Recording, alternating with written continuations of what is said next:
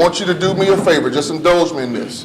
I want you to give a resounding applause to your educators, your teachers, your principals, and lastly to yourselves for taking this step and coming to this event and getting some golden nugget knowledge of information from not only these distinguished panel guests, but just for being here. Let's do that, man.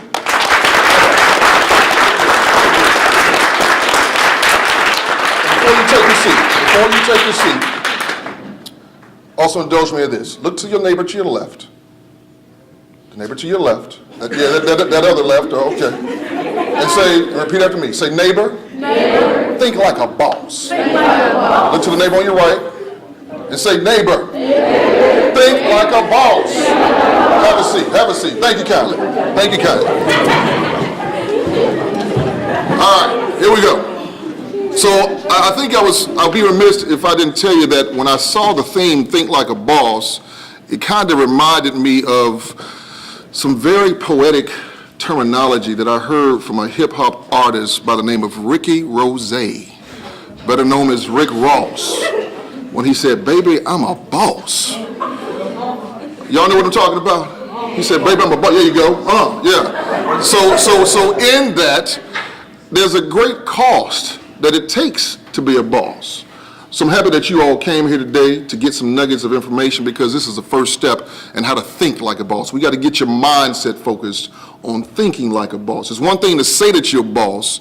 It's a whole nother level to get your mind focused on that. So I'd like to first of all, again, thank Ms. Candace Head, my friend at Georgia Department of Labor, my friend Dr. Isaac Williams, who's also my fraternity brother. And also like to thank Ms. Robbie Branchcombe for actually bestowing upon me this opportunity to serve as the moderator for this event, Think Like a Boss. Enough about me. I'd definitely like to give props and credit where credit is due to our illustrious, distinguished panel guests. I'd like to give you some insight about who they are as we get into this discussion. And this is the thing, this is an easy breezy kind of scenario. We want you to come ask questions. I'm sure you've got plenty on your mind. These individuals in their own right are extremely successful in their own fields. And we don't take that lightly. But at the same token, we don't take lightly the opportunity to give back to you, because you are our future. So we want to speak, and hopefully before you leave this panel of discussion today, something would be said or something that you've heard that gives you some motivation to go out there and do great things.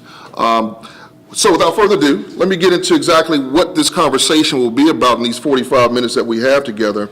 We're going to be talking basically in three prongs of information: what it takes to get a job, what it takes to keep a job, and how you build a successful life and career. So without further ado, I'd like to introduce to some and present to others our distinguished panel guests. We have Ms. April Boyd to my left. Ms. Boyd is a native of Columbus, Georgia. She is 39 years of age, a mother of two wonderful children, Kayla Bird Griffin and Cameron Griffin. She's honored and loves the fact of being a fourth-generation entrepreneur. She's a member of Hosley Chapel CME Church in Columbus, Georgia.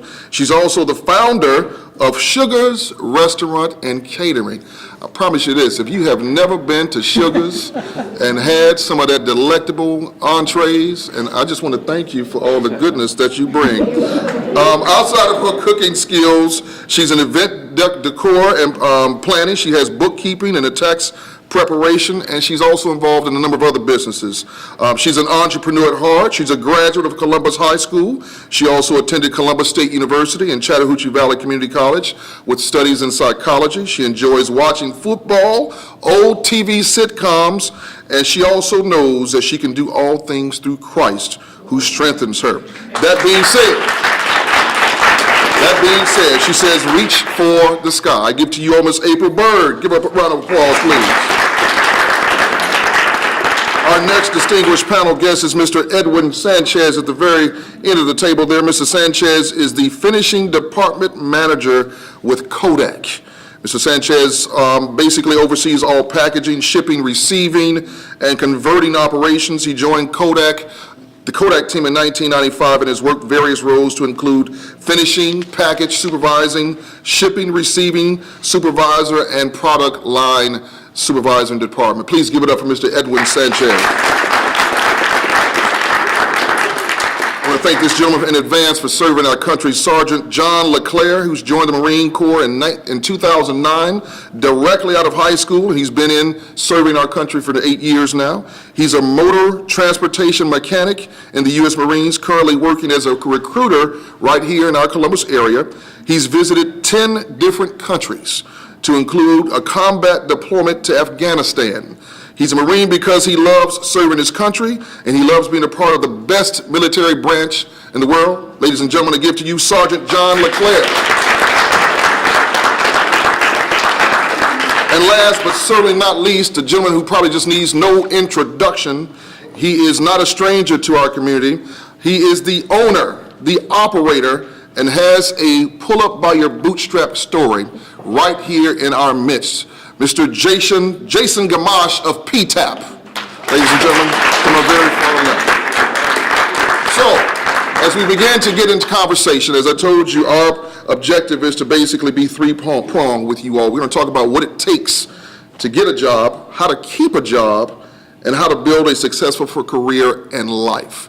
So at the end of this whole operation, we're hoping that you would have taken some golden nuggets away. And if you have questions, we definitely want to entertain those questions. So with our panel of distinguished guests, that first step we'll be taking about is how to get a job. How to get a job. Who would like to kind of attack that? I've got some pretty good notes. Got some good notes, please. All right, so good morning, everyone. Good morning. All right, so I've got some notes here for us to have some starting discussion. So preparing for an interview. Basically, that's the way you're going to start getting the job. Try to know a little bit about the organization you're going to be applying for. Regards to the job, when you walk in and sit into a room with people who've been working in the facility for some time, it's nice to know that you walk in and you actually know who you're actually applying for. Whether it be McDonald's or Chick-fil-A, wherever you're going to work for, you should really know who is it that you're applying to. One of the most underrated things that we find is that people understand their strengths and their weaknesses. Sometimes you'll ask someone, what's your strength? And they'll give you a long list of strengths of what they actually have accomplished and what they can do. What they don't always know how to articulate is, what's my weaknesses? And if you really want to be honest with ourselves, everyone has weaknesses. If you don't have weaknesses, the dilemma with not having weaknesses is that you don't make improvements. So understand what those weaknesses are, walk into a room and be able to articulate those. Don't be overly honest, but just have some weaknesses that actually go towards what you feel you may need to work on. Be very familiar with your own resume. It sounds silly, but sometimes somebody will write something in their resume and they can't actually talk on it. Be able to talk on everything that you put on your resume. Extremely important. Come in with questions. Be enthusiastic.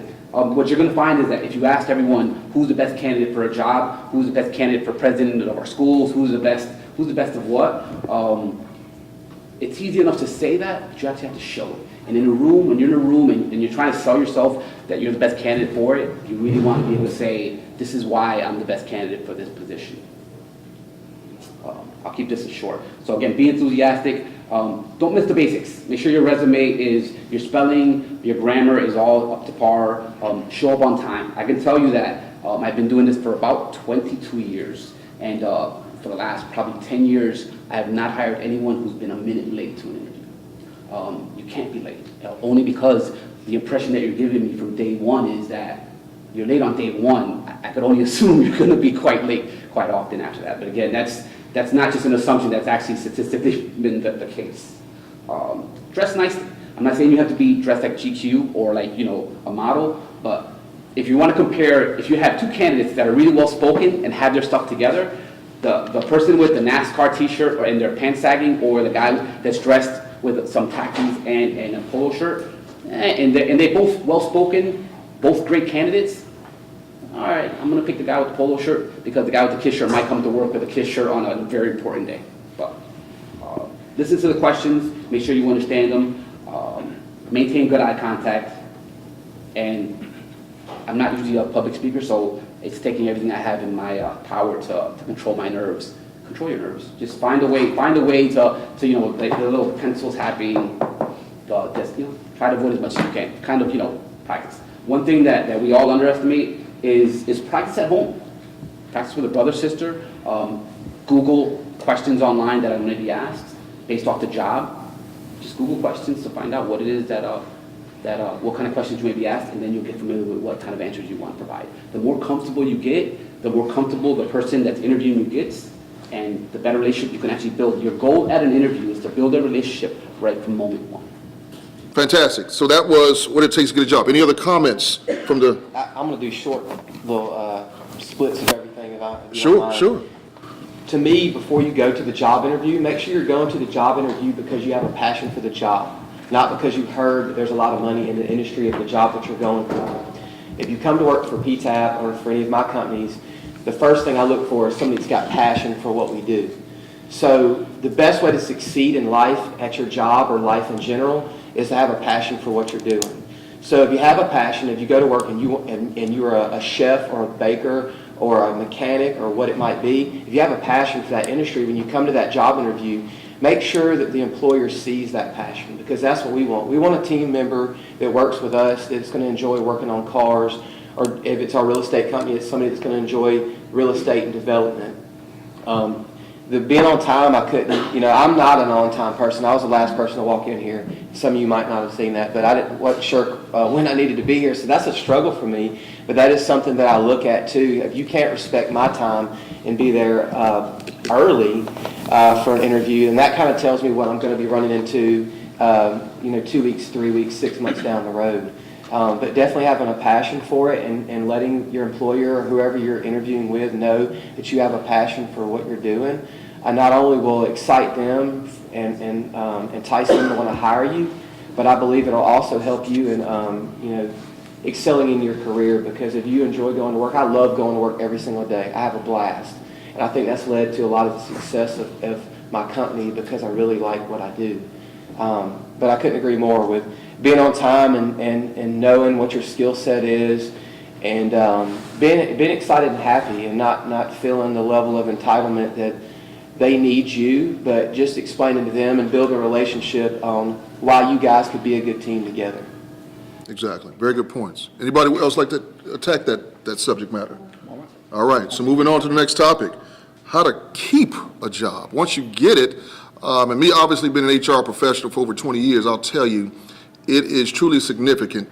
The same thing that you do to get the job is just like being in a relationship. Just like being in a relationship.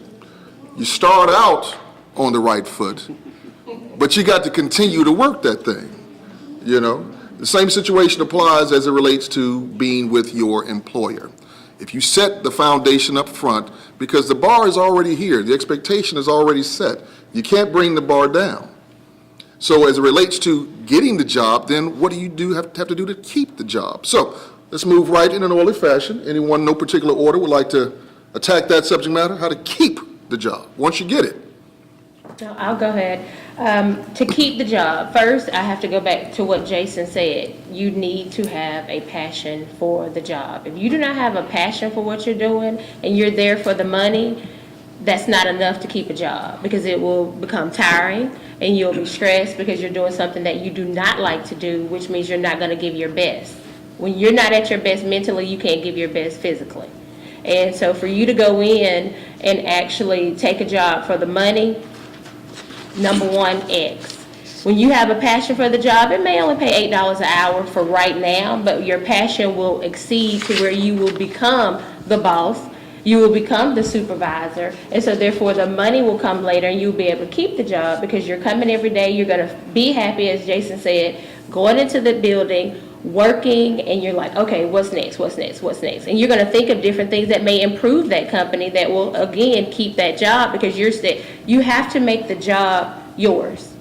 Like, even if you're not the boss yet, even if you're not the owner yet, make the job yours. And when you treat a job as if it's your actual business, later on in life, you will obtain that business, or you will obtain the actual advancements, and then you'll go on to actually help other people. And when you help other people coming in, then therefore we're looking at it again as supervisors. Okay, well, they're helping and they're training because they like the job. If I have someone that comes in that may prep, but then I have a cook, that cook will take their time to show the prep person what to do. And therefore I see that they're actually caring for that job, and I'm looking like, okay, raises are coming up.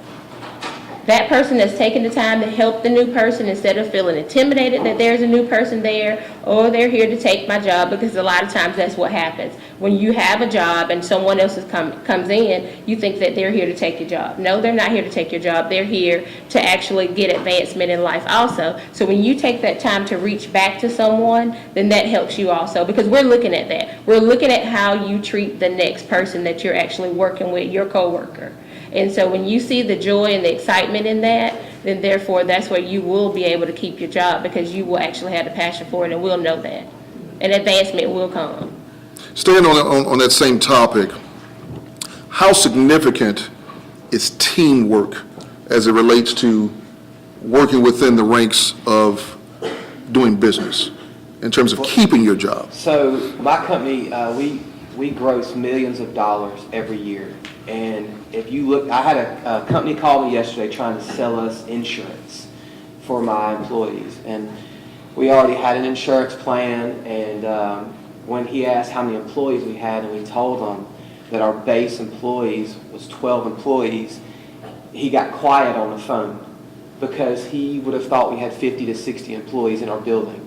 And the reason that we have 12 employees, and it fluctuates, some seasons we have more, but we average 12 employees and gross millions of dollars every year. And the reason it's so successful is I have one of the best teams at PTAP I could ever ask for.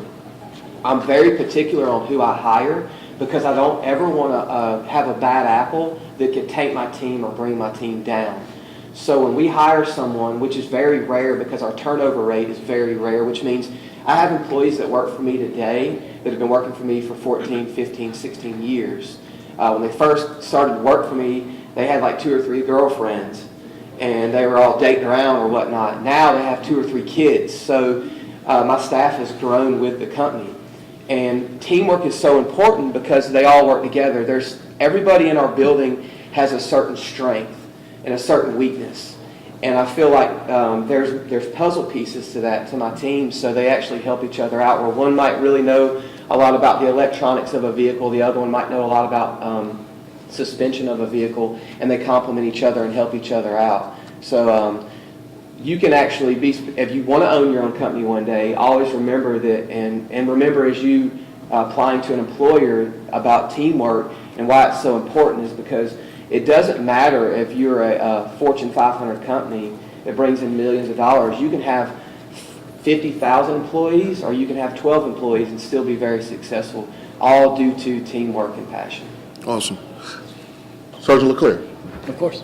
I would say that when it comes to teamwork, I mean, with the Marine Corps, the way that it's set up is it's nothing but teamwork. As a matter of fact, when it comes to teamwork, everything that you do, no matter what scenario that you're in, you have to look to the left and to the right and know that the person that's standing next to you is going to take care of you.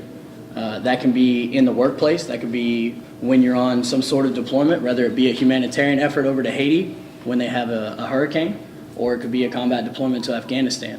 At the end of the day, you have to know that you guys are working together for a greater goal, a greater accomplishment. I can tell you as a member of the United States Marine Corps that we make up less than 1% of the American population. But organizations around the world, countries around the world know the name United States Marines. And the reason that they know that is because we work so well together. It's ingrained in everything that we do. It's part of being a United States Marine. So when you ask me how important is teamwork, I would tell you that it's everything. Without teamwork, you can't be successful. It doesn't matter if you think that you're the best thing since sliced bread. If you can't work well with others, then you've got nothing for yourself. And so that's what I would say on teamwork. Awesome, awesome. We received, thank you very much for that. We actually received some questions from some of our illustrious students. I call them lifelong learners. I don't like to refer to you as students or refer to you as lifelong learners. We're all lifelong learners. So this is what I call the speed round, all right? One of the questions came up is, would you hire someone with little or no experience if they demonstrated positive attitude and strong soft skills? Why or why not? It's a very good question. Please. The answer to that for myself is yes. That's one of the things that I actually do most.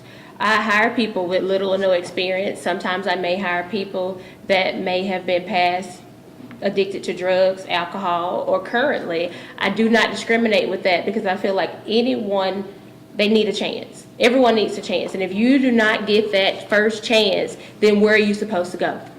You all are coming out of high school, and so you won't have the experience you need, but yet you may have the passion for what you want to do, but you just need that push, and I think that everyone deserves that.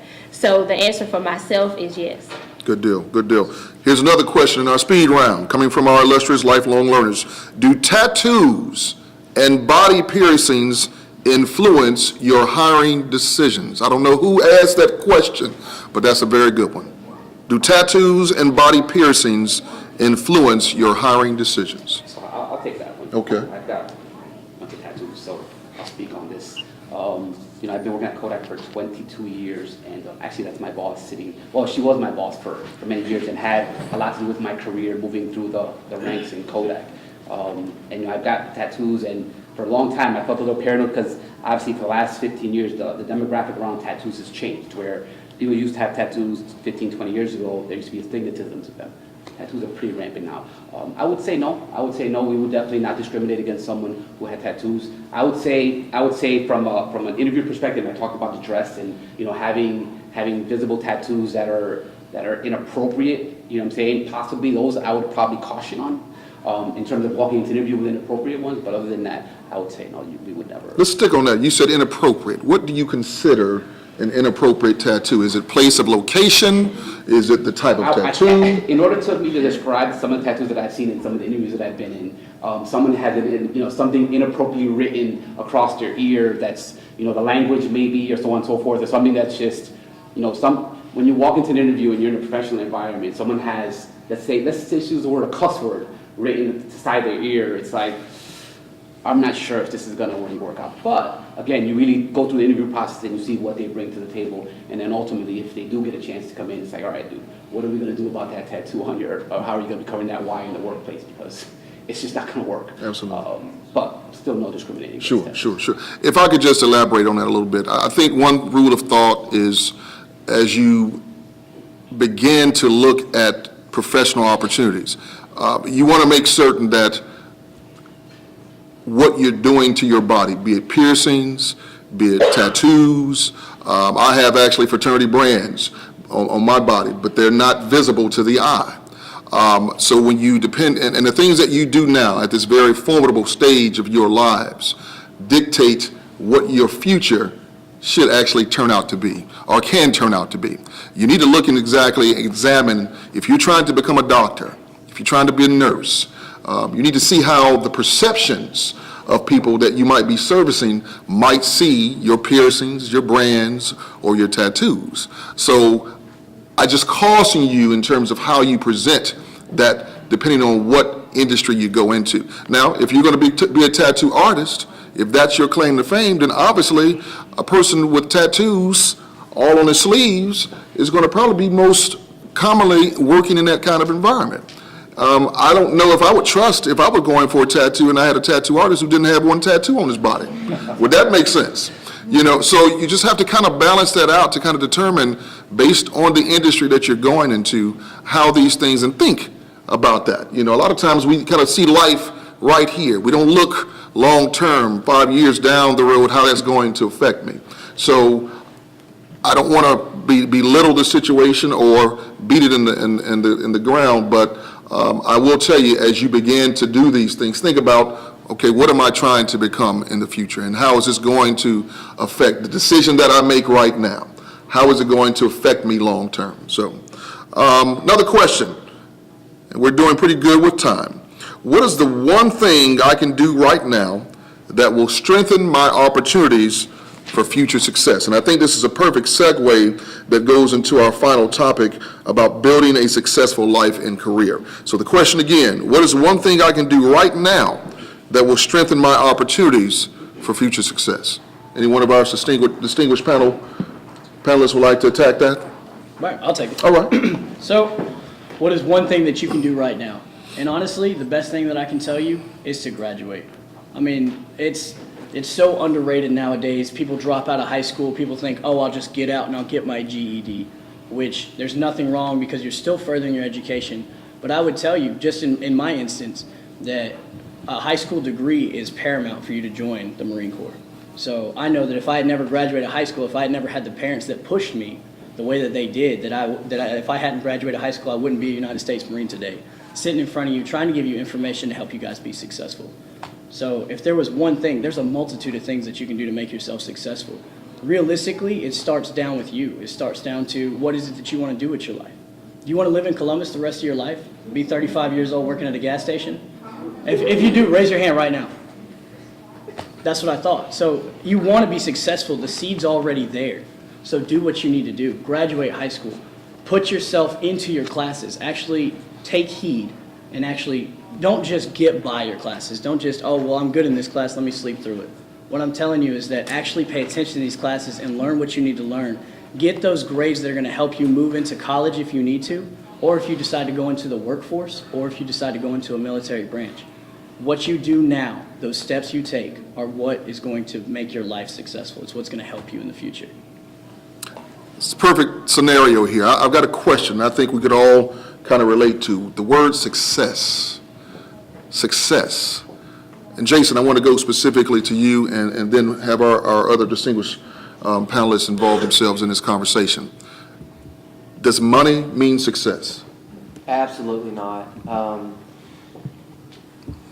Enjoying what you do every day, being able to touch people's lives, being able to be involved in the community, whether it's things like we're doing today, or we're getting to talk to you guys that are our future, or helping a family out that's struggling or whatnot. Me being able to give back makes me feel so good. That is a level of success for myself. Money pays bills. Money makes things easier. A lot of people say money, is not a level of success, but money, rules the world. But I would say that I know people that make minimum wage that are way happier than Fortune 500 executives that I personally know as well. So money is definitely not a factor in the level of success. I know I'm beating a dead horse here, but having a passion, enjoying what you do, being able to go in, every day that I walk in my business, I talk to every single one of my guys or girls that are in the shop, and it might be for 60 seconds, but I get a little tidbit of what's going on in their life. And then the next day, if they had a chorus event they went to, I get to pick back up on that, and that helps me build my relationship with my employees. And what does that have to do with success? Well, I feel that I'm being successful in knowing my team and building relationships with my team and the people that I work with. And the reason that means success to me is I feel really good about it, because I get to go in and I have a relationship with the people that I work with that brings that teamwork, full circle back around again. But as far as money, I love money. I like counting money. I like collecting money. I'll take any form of currency. I don't collect baseball cards or stamps or any of that. I collect any type of coin from any country or whatnot, because it holds value. People that when you do get a successful job, I would discourage blowing your first good paycheck or bonus on something crazy. I heard a quote the other day from a guy that said, if you want to buy a fancy car, you go buy a fancy car, and that's going to set you back. Me personally, I don't want to own. If I want to own the Porsche dealership, I don't want to own the Porsche. That's right. So a lot of times when you go and you buy those crazy items, and I get to see a lot of cool stuff because we work with rappers and NFL football players, and it's really telling to me when they get that $2 million sign-on bonus what they spend their money on. And of course I want them to do something cool with their vehicle, but we work with a local NFL football player here in Columbus. His name's Jarvis Jones, and I was very impressed with him because his first bonus check, which was millions of dollars, he bought an Audi A7, which is a really cool car, but it's like $50,000, $60,000. He could have went and bought a Lamborghini or a Ferrari. So I was very impressed with how well he managed his money. And I think he would sit here today as well and say that it's not about the money and the currency. It's about the passion that he has for the sports and his teammates that he works with. Beautiful. Ms. Bird, would you like to be a business owner? Sugar's doing quite well. Is the success in its finite form mean money? It does not, because money will come and money will go. So you have to, again, passion. In order to be, let me go to one section and I'll come back. In order to be successful, you must have that passion. If you do not have that passion, wanting to be an actual boss, it's not gonna work. When you want to be an entrepreneur, you must love what you do. If you want to go work a 9 to 5, you don't really have to like it that much. But when you actually want to be the entrepreneur, the boss itself, you must like it. And everybody is not meant to be an actual entrepreneur. So I know that in this day and time that people are pushing that entrepreneurship. It's great to do it, but if it's not you, don't do it. If you want to actually go to college, go to work at Blue Cross Blue Shield. I've worked there. Go work at Wendy's. I worked there. Okay, so if you can pick anything you want to do, be the passion, have the passion in it, and like we've said before, money will come. But success is actually walking in that building and knowing if you like to fry hamburgers, I fried the best hamburger. Someone came back to me the next day and said that was the best burger they had. That's success because that's happy. You're happy inside. And so therefore, do what you love to do. Do what you love to do. We cannot reiterate that over and over again. And you will be successful at that point. Awesome. I'm getting a little hungry just thinking about her cooking. We've got about 5 minutes left. We would like to leave the floor open for any questions that you might have. It could be on anything. Don't be afraid to ask. Yes, ma'am, please. Say we do lose our job. Are there any specific steps that you would recommend for us getting back on our feet? That's a very good question. And you're talking to someone who actually got fired from a job. And I will tell you, it is truly an humbling experience. The one thing about that is that once you have gotten over the fear or the embarrassment, you then have got to turn to a higher power to come back to self. I encourage each one of you to have a faith walk. In my first experience in being fired from an employer, it was a faith walk for me. So the first thing I would encourage you to do is to find that power within, or refer to whomever that power is, God, Yahweh, Buddha, whoever your source of faith might be. Find that faith first, because you've got to get over the initial shock that the questions that run through your mind was, I'm not good enough? Was there something that I could have done better to prevent that? And then once that happens, you get back out in that race. You pull yourself up by your bootstraps, and you get back out there in that race because you are good enough. And you should not be able to let someone or let that experience prevent you from getting back in the race. So that experience for me was a humbling one, but I want to kind of touch on the concept of the power of networking. The power of networking, and I think our distinguished panel would agree that you've got to build relationships. You cannot burn bridges. Do you all know what I mean by that? You cannot burn bridges. There are too many times in the environment that I'm in at Synovus where we are seeing individuals who have worked 3 months on this job, 2 months on this job, a month on this job. Well, what does that tell us? That there is no level of consistency. Well, the consistency is that you can't maintain a job for longer than 3 months. So employers are truly looking at that faction. How dependable are you going to be? How long are you going to stay in the race if we decide to take this risk to employ you with our organization? So that's the greatest piece of emphasis that I could pass on to you, networking. I will say this with you. One of the greatest successes that I've had in gaining employment with any employer I've been with, be it Tuskegee University as Associate Director of Admissions, being Senior Corporate Executive Recruiter at Aflac. I had the pleasure of being Dan Amos's right-hand recruiter. I also moved back into higher education, Director of Career Services at Miller Mott Technical College, and now with Synovus. Every job that I've had has not been by me submitting an application. And I'm not bragging or boasting about that because my boast is in the Lord. It was because I created relationships, lasting relationships. And there's power in that. When people can speak highly of you, It's not about what you know, but who you know, but somehow you've got to be able to say, okay, who knows you? Who can speak highly of you? Because I don't know if you've learned it or not, but the greatest piece of employment opportunity is the referral system. It's the referral system.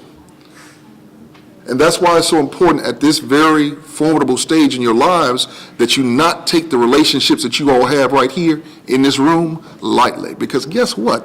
Statistically, at least 5 of you in this room are going to be millionaires. Okay, I was waiting for somebody to hold on to that. I was waiting for someone to claim that. I'm speaking it to you. At least 5 of you in this room is supposed to be a millionaire. So my point to you is this. My point to you is this, ladies and gentlemen, lifelong learners.